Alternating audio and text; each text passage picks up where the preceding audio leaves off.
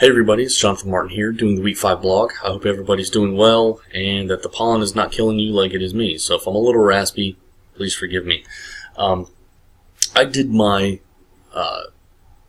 assignment and policy issue on something that is very controversial, and it's something that usually doesn't have a lot of gray area, and people have very black or white opinions on it in most cases, and that's abortion. I'm looking at things this week from a financial, an outcome standpoint, and I was actually surprised at some of the things that I found. Now, I'm still doing some research into how it affects America as a whole, and does it cost us money, does it save us money, things like that. Now, whatever your thoughts are on that, we're not going to get into that, okay? But I was actually surprised to find out that abortion's on the rise, but not for the reason that I thought. One of the reasons is that people can no longer afford to have children the way that they had been previously, and partly it's due to the recession. Whether it is somebody who wants to have a child and then gets pregnant and then, they lose their job, or their husband loses their job, or something else happens, they have a debilitating illness, whatever the case may be, they decide to have an abortion instead, because at that time they can no longer afford to have the child. Or if it's somebody who, for instance, has a unplanned pregnancy and they didn't mean to get pregnant, whether it was from failed contraception or something like that,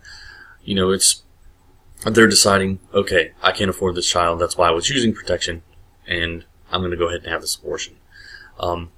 Now, there are different thoughts on how that can affect, people and America on the whole, in terms of, like, if they were to have the baby and they were receiving welfare and things like that, will that increase their poverty status? Is that going to increase, the poverty level as a whole for these people who are receiving welfare already, and they're already considered poverty level? So those are things to consider when looking at this. And also, with them not having the baby, is it bringing that poverty level down? Are they able to dig themselves out of the financial burden that they're under right now? And then can they go back and, if they get back on their feet, then try to have another child then?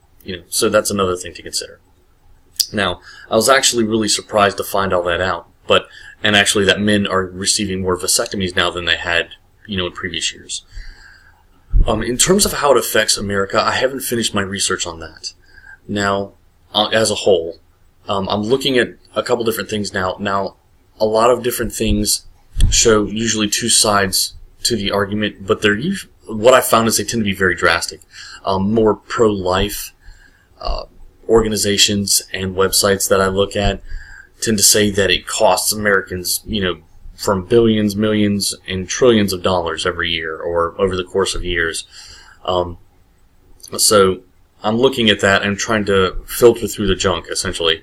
And then also, the same thing with the pro-choice. I'm looking at it and seeing how much it saves America and, this and that. And trying to filter through that junk as well, because they're both, like I said, trying to pretty much get you to believe what their cause is. And whatever you believe, it's your choice. So we're not going to get into that.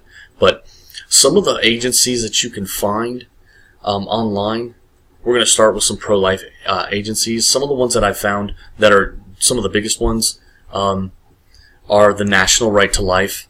You can look them up. You can Google any of these. And then Operation Rescue is another one. And these are all the conservative type websites that you can go that are pro-life. And then Pro-Life Action League is another one. These are probably the three biggest that I found when I was Googling these things. Now, in terms of like pro-choice, one of the big ones, of course, everybody knows is Planned Parenthood, because it's usually the one that's, in the news all the time because the government helps fund it. Though they receive a lot of government funding. Another one is the National Abortion Federation. And then the other one that I found it's called NARAL, N-A-R-A-L. It's one I haven't heard of before, but it's the NARAL Pro-Choice America. And essentially these are just websites that are for a woman's right to choose. And you can look at these, you can just Google any of these, and they're all usually right there within the top 3 once you start looking. One of the biggest learning issues that I've found that I've had with using social media and how it's impacting how I learn and access information was I found that it makes the information more readily available, and I get to utilize these tools through Facebook, YouTube, Twitter, which I don't use Twitter a whole bunch, just I've started using it during this class, but that's about it. And I'm mostly a YouTuber and Facebook, but it allows me to see a lot of my elected officials, what their policies are, how they feel about certain issues, and things like that, and makes them readily available.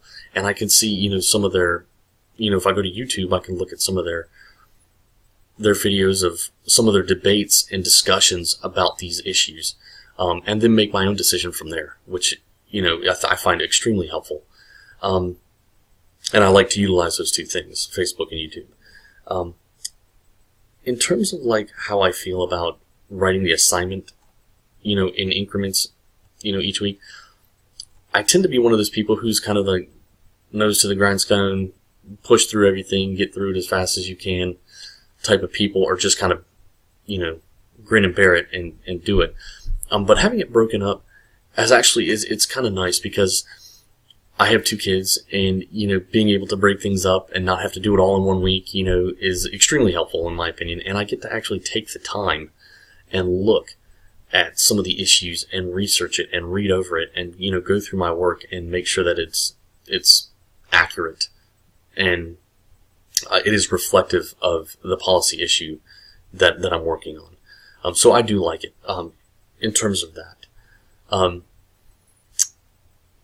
I hope this doesn't spark debate among my classmates, but I'm not going to get into my viewpoints, although I said I might, but we're going to leave it at that, and I hope everybody has a great week. I'll talk to you later.